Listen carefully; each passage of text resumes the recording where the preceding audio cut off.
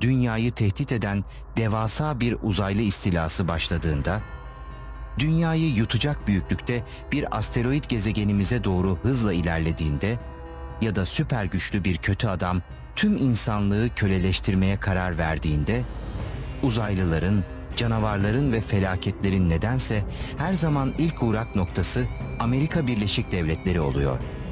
New York sokaklarında patlayan bombalar, Washington'da yıkılan Beyaz Saray, San Francisco'nun ikonik Golden Gate Köprüsü'nü yerle bir eden canavarlar.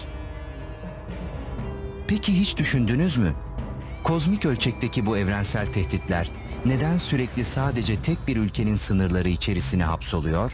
Koskoca dünyada yüzlerce ülke, yüzlerce farklı kültür ve devasa kıtalar varken, insanlığın kaderi neden hep Amerikan bayrağının gölgesinde belirleniyor?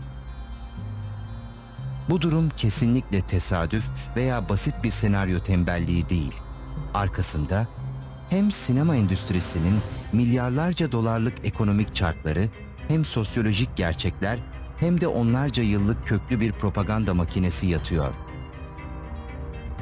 Meseleyi kavrayabilmek için önce çizgi roman dünyasının altın çağına, yani İkinci Dünya Savaşı dönemine gitmemiz gerekiyor. Bugün sinemalarda izlediğimiz Kaptan Amerika, Superman gibi ikonik kahramanlar tam da dünyanın büyük bir krizden geçtiği o karanlık dönemde doğdu.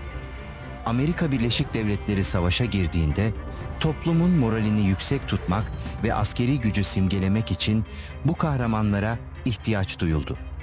Çizgi roman kapaklarında doğrudan Adolf Hitler'e yumruk atan bir Kaptan Amerika figürü sadece çocukları eğlendiren bir hayal ürünü değildi.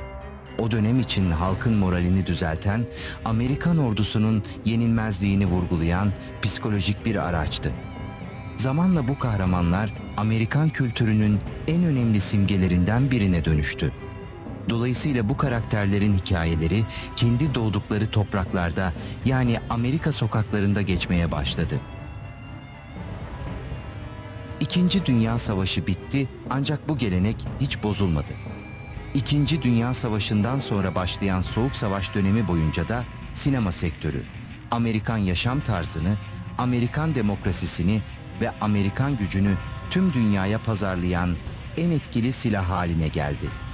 Sinema salonlarında izlediğimiz her süper kahraman filmi bilinçaltımıza çok net bir mesaj kazıdı. Dünya ne kadar büyük bir tehlike altında olursa olsun, onu kurtaracak irade ve güç her zaman Amerika Birleşik Devletleri'nden çıkacaktır. İşin propaganda boyutunu bir kenara bıraktığımızda karşımıza çok daha somut bir sebep çıkıyor: ekonomi ve pazarlama stratejileri. Hollywood, dünyanın en büyük film endüstrisi ve bu filmler inanılmaz bütçelerle çekiliyor. Yüz milyonlarca dolarlık yatırımlardan bahsediyoruz. Bir yapımcı bu kadar büyük bir parayı riske atarken ilk olarak kendi iç pazarını garantiye almak ister. Amerikan seyircisi kurgusal bir hikayede bile olsa kendi yaşadığı şehri, tanıdığı caddeleri ve kendi kültürünü görmekten hoşlanır. New York sadece Amerikalılar için değil, tüm dünya için görsel olarak tanıdık alanlardır.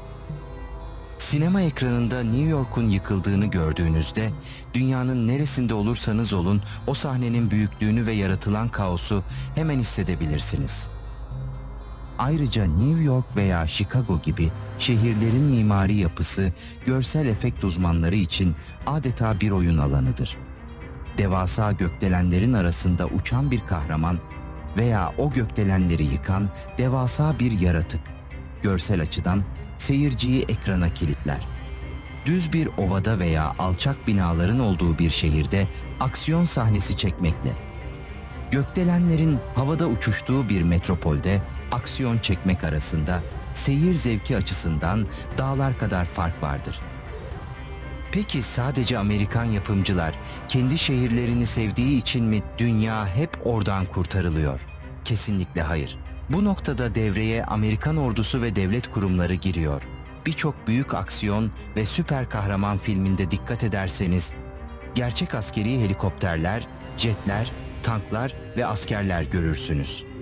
Amerikan Savunma Bakanlığı, yani Pentagon, Senaryosunu onayladığı filmlere devasa bir lojistik destek sağlar. Eğer bir filmde Amerikan ordusu güçlü, adil ve kurtarıcı olarak gösteriliyorsa, Pentagon o filme milyonlarca dolar değerindeki askeri ekipmanı çok düşük maliyetlerle, hatta bazen ücretsiz olarak verir. Yapımcılar için bu inanılmaz bir fırsattır. Ancak bunun tek bir şartı vardır. Senaryo Amerikan ordusunu kötü göstermeyecek ve hikaye Amerika'nın kurtarıcı rolünü zedelemeyecektir. Böylece Hollywood ve Amerikan devleti arasında karşılıklı bir kazan-kazan ilişkisi doğar. Tüm bu etkenler birleştiğinde ortaya küresel bir algı yönetimi çıkar. İnsanlar yıllardır sinema salonlarında veya televizyon ekranlarında sürekli aynı mesajı izler. Dünya tehlikededir, diğer tüm ülkeler çaresizdir. Ve son umut yine Amerika'dan çıkan bir kahramandır. Bu durum sadece Amerikan seyircisini değil, dünyanın dört bir yanındaki izleyicileri de zamanla bu fikre alıştırır. Bilinçaltımızda, eğer dünya batacaksa bunu sadece onlar engelleyebilir düşüncesi yer eder. Buraya kadar anlattıklarımız ilginizi çektiyse ve bu tarz derinlemesine sinema analizlerini kaçırmak istemiyorsanız kanala abone olarak bana destek olabilirsiniz. İçeriklerden ilk siz haberdar olmak için bildirim zillerini açmayı da unutmayın. Şimdi konumuza kaldığımız yerden devam edelim.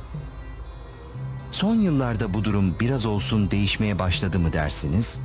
Dünya sinema pazarı genişledikçe Hollywood da kabuk değiştirmek zorunda kaldı. Özellikle Çin pazarının inanılmaz bir ekonomik güce ulaşmasıyla birlikte süper kahraman filmleri yavaş yavaş yüzünü Asya'ya ve diğer kıtalara dönmeye başladı. Artık hikayelerin bir kısmı Şanghay'da, Seul'de veya Tokyo'da geçiyor. Ancak bu değişim tamamen duygusal veya kültürel bir çeşitlilik isteğinden değil. Tamamen gişe gelirlerini artırma amacından kaynaklanıyor. Hangi ülke daha çok bilet satın alıyorsa, uzaylılar ve süper kahramanlar da zamanla oraya doğru kayıyor. Yine de köklü geçmişi ve sinema tarihine damga vuran karakterleri düşündüğümüzde, Amerikan merkezli anlatı daha uzun süre hayatımızda kalacak gibi görünüyor. Süperman pelerinini sırtına takıp uçtuğu sürece, Kaptan Amerika kalkanını savurduğu sürece ve Hollywood dünyayı yönettiği sürece, dünya dışı tehditler ilk olarak Amerika Birleşik Devletleri'ne inmeye devam edecek. Bizler de sinema koltuklarımızda mısırımızı yerken dünyayı bir kez daha aynı ülkenin kurtarışını izleyeceğiz. Sizce bir insanın veya bir ülkenin geride hiçbir iz bırakmadan dünyayı tek başına kurtarması mantıkla açıklanabilir mi? Yoksa bilmediğimiz başka etkenler mi var? Düşüncelerinizi yorumlarda paylaşmayı unutmayın. Eğer bu tarz çözülemeyen gerçek sinema dosyaları, karanlık olaylar ve tarihin gölgede kalmış gizemleri ilginizi çekiyorsa, kanalımıza abone olarak bize katılabilirsiniz. Yeni incelemelerimizi kaçırmamak için bildirimleri açmayı unutmayın. Bir sonraki gizemli dosyada görüşmek üzere.